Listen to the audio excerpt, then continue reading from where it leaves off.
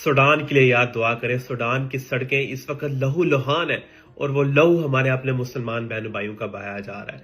Sudan इस वक्त खूनो खून है और किन की वजह से? इन दो जर्नेलों की वजह से।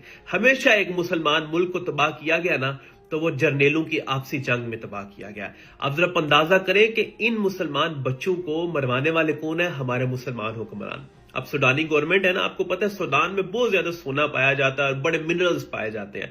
अब अमेरिका चाहता है कि हम सूडान के ऊपर कंट्रोल संभाल लें और सब सोना हम अपने हवाले कर दें। अब अमेरिका ने इस्तेमाल किसको किया? यूएई को।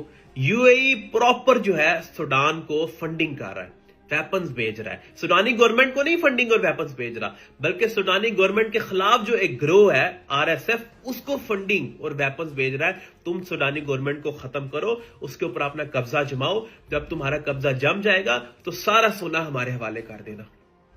तारीख इस बात की गवाह है कि जब जब मुसलमान मुल्कों को, मुसलमान रियासतों को तबाह किया गया ना, तो गोरों ने, इस्लाम दुश्मनों ने अरबों का इस्तेमाल किया।